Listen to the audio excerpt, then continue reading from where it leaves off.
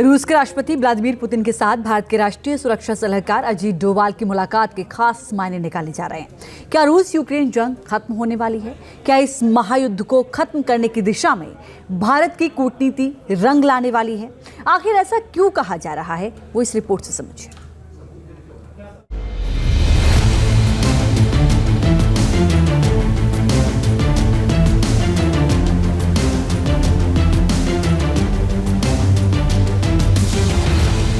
पहले भारत के प्रधानमंत्री और रूस के राष्ट्रपति मिले, फिर भारत के प्रधानमंत्री और यूक्रेन के राष्ट्रपति की मुलाकात हुई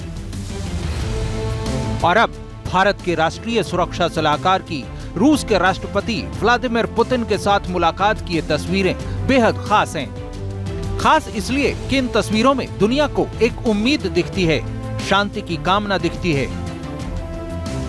ये तस्वीरें हैं दुनिया के पटल पर उभरते उस नए भारत की जो जंग का धुर विरोधी है, जो जंग के काले बादलों के बीच शांति और अमन की उम्मीदों को मुकाम तक पहुंचाना चाहता है। दरअसल दुनिया में इस वक्त कई मोर्चों पर चल रहे युद्ध ने बड़ी तबाही मचाई है, जिनमें रूस यूक्रेन जंग उस भयानक मोड़ पर है जहां हर रोज तबाही के नए रिकॉर्ड बन रहे हैं। लेकिन क्या अब रूस यूक्रेन जंग के खात्मे के आसार दिख रहे हैं? क्या रूस में पीएम मोदी का पीस प्लान जल्द कामयाब होने वाला है? दरअसल रूसी राष्ट्रपति व्लादिमीर पुतिन ने सेंट पीटर्सबर्ग में भारत के प्रधानमंत्री के राष्ट्रीय सुरक्षा सलाहकार अजीत डोभाल के साथ बैठक की है, जिस औपचारिक मुलाकात को बेहद खास माना जा रहा है। ऐसा दावा किया जा रहा है कि अजीत डोभाल पीएम मोदी की ओर से प्रस्तावित एक पीस प्लान के साथ मॉस्को गए हैं, जैसे उन्हें पुतिन के साथ साझा करना है। ये चर्चा और तेज इसलिए है क्योंकि भारत के विदेश मंत्री एस जयशंकर ने बर्लिन में रूस यूक्रेन जंग पर अपनी टिप्पणी से खास इशारा किया। उन्होंने कहा कि रूस और यूक्रेन को बातचीत के जरिए संघर्ष को खत्म करना चाहिए और इसके लिए भारत दोनों देशों को हर मुमकिन सलाह देने को तैयार है।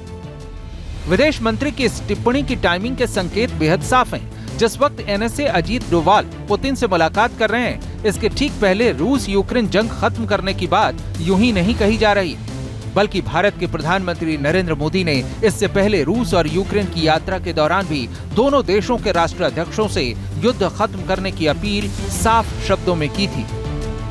शांति सर्वाधिक आवश्यक है, लेकिन मैं ये भी जानता हूं कि युद्ध के मैदान में समाधान संभव नहीं होते।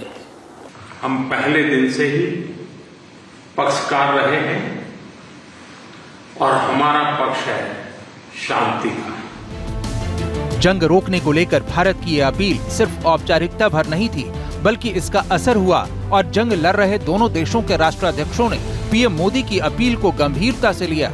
पुतिन की टिप्पणी तो दुनिया भर में सुर्खियों में रही, जिसमें उन्होंने यहाँ तक कहा कि रूस यूक्रेन युद्ध खत्म करने के लिए वो भारत, चीन और ब्राजील की मध्यस्थता को स्वीकार कर सकते हैं। Китайская Народная Республика, Бразилия, Индия.